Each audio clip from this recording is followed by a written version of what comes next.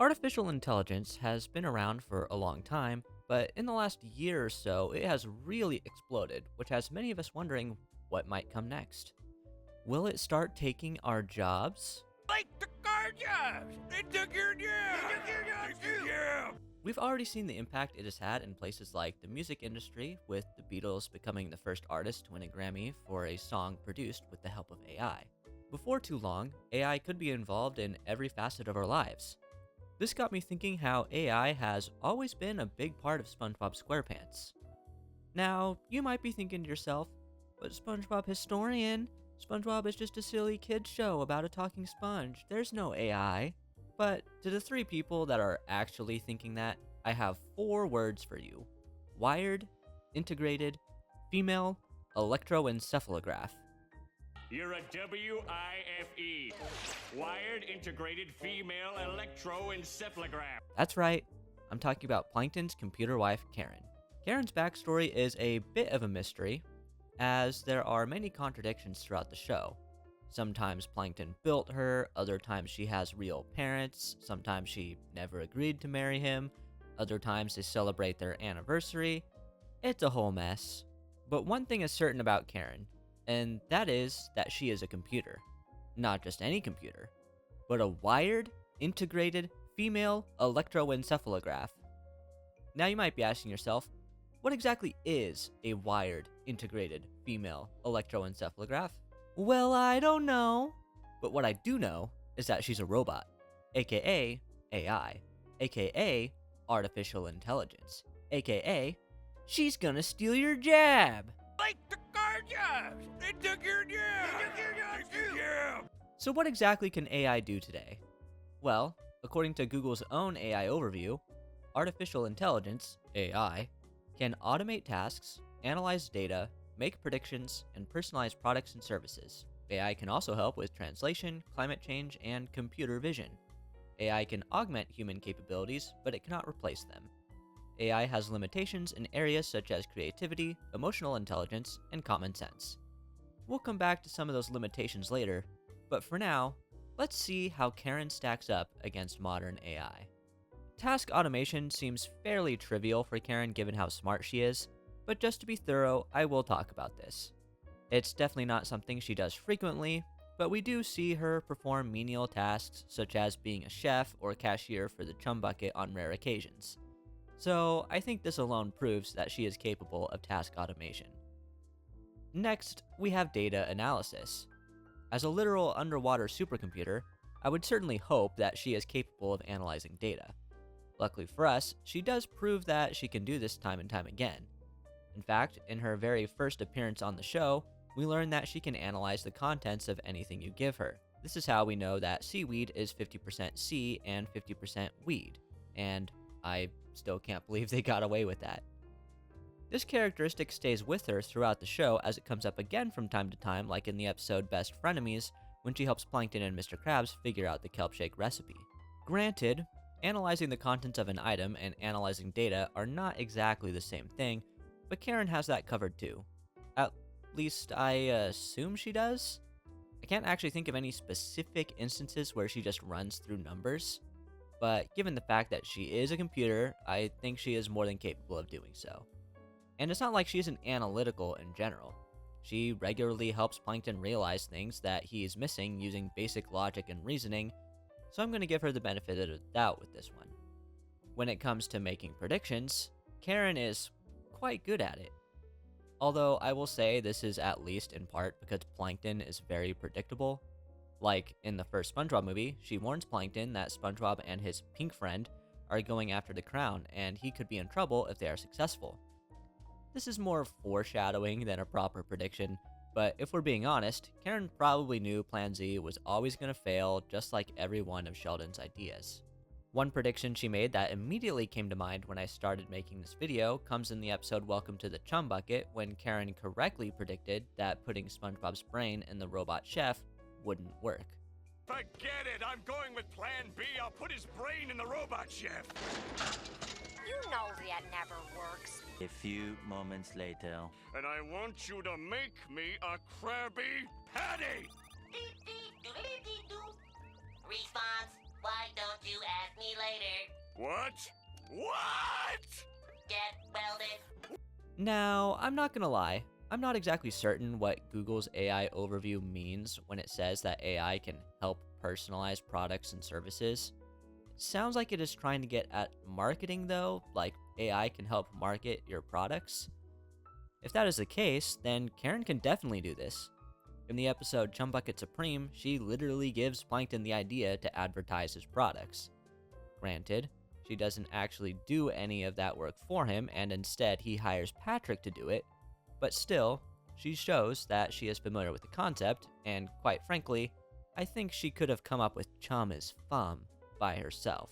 In the episode Chum Caverns, she gives Plankton the idea to use the natural beauty of the landscape to attract customers to his restaurant.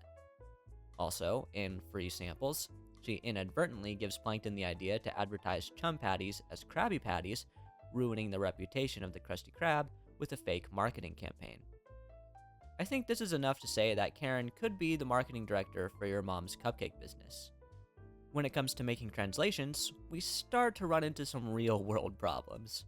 Obviously, everyone in Bikini Bottom speaks English because the show was made in the United States, an English-speaking country. Thanks, Britain. So there is no need to translate anything.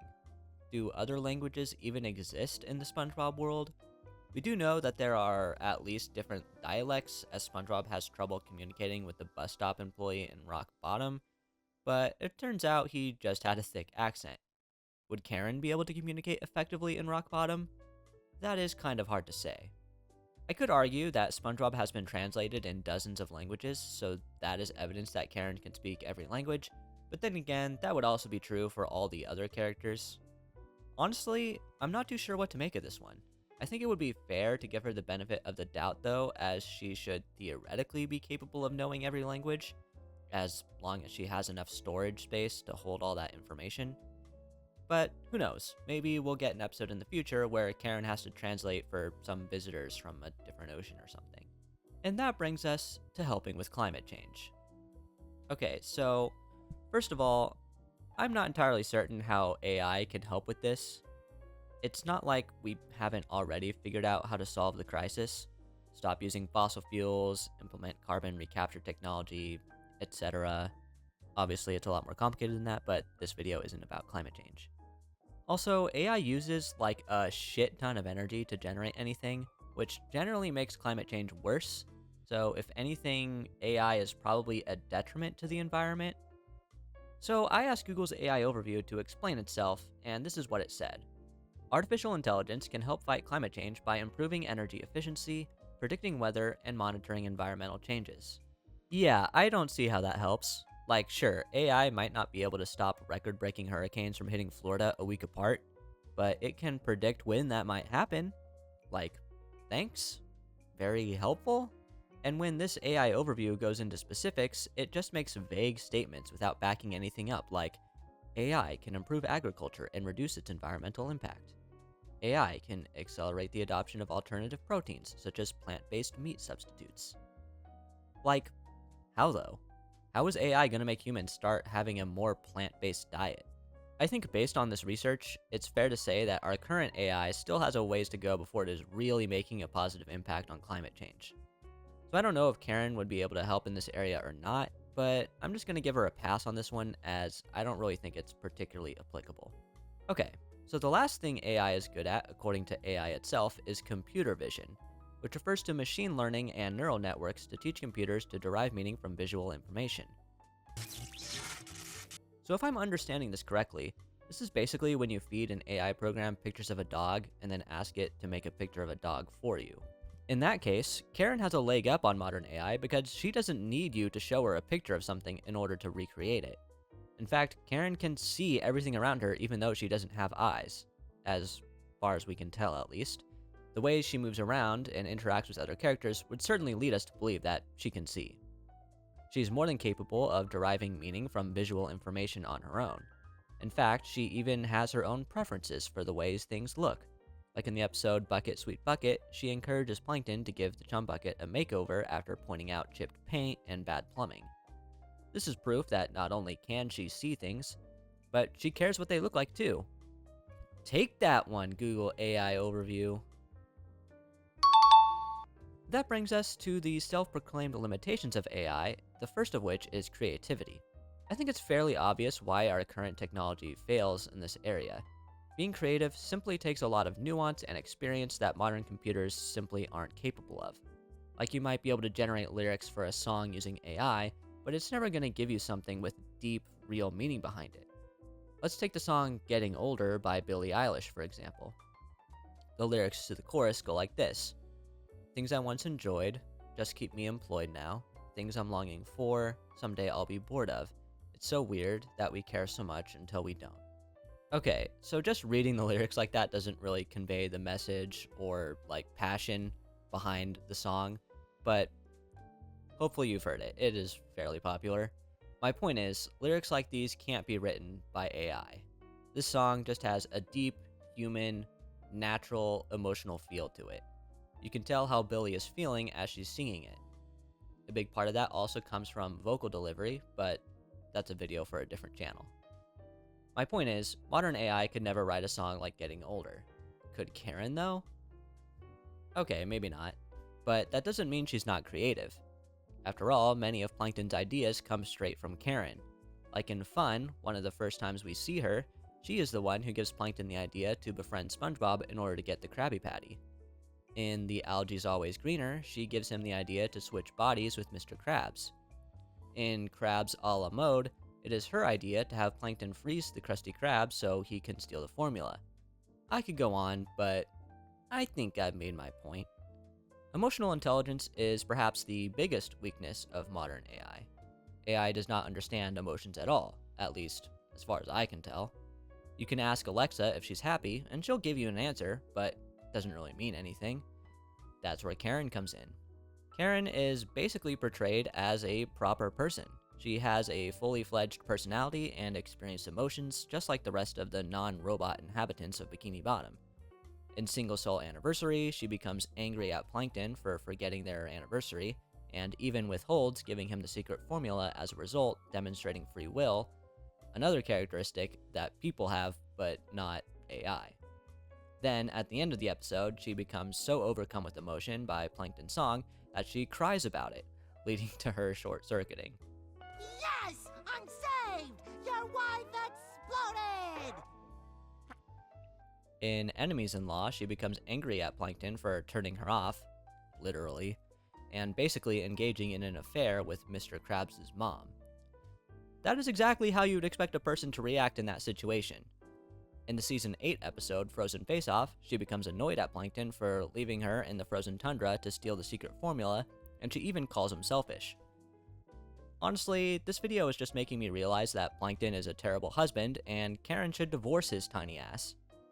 I'm not sure why she doesn't. Clearly, she doesn't lack the emotional intelligence to know when she is being treated poorly, which is most of the time. But people are complicated. They'll often stay in bad situations longer than they should for various reasons. Perhaps in Karen's case, she can't leave because she's programmed not to. But if that was the case, wouldn't she also be programmed not to get angry at Plankton? Common sense. Not that common anymore, am I right? Does Karen have any? Well, yeah. A lot of the moments I already talked about could also fall into this category, like when she told Plankton to become friends with SpongeBob so he could get the formula, or when she gets angry at Plankton for going after Mrs. Krabs. If your husband starts cheating on you, it is common sense to get angry at him. It would also be common sense to divorce him, but I digress. My point is, Karen is basically just a person, but instead of skin and blood, she has wires and screens. And that is the future of AI. Well, maybe. Probably not, actually. But who knows? Maybe in 50 years, we'll all have sentient robot friends. Does that scare you?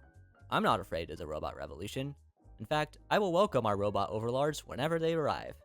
So yeah, maybe Karen is a bit more advanced than our current AI models. But I still think it's pretty interesting that SpongeBob had a sentient robot as one of the show's main characters, way before it was cool. Karen might be a step ahead of our current AI, but who knows? Maybe in 20 years, you too will be able to have your own robot wife. I'm not sure why you would want that, but I'm sure someone will try to sell you one at some point. Okay, so before I do my normal outro, I just want to give a big thank you to all my new subscribers. Welcome to the channel. I'll be doing a Q&A to celebrate 1,000 subs in the near future, so please feel free to leave your questions in the comment section below.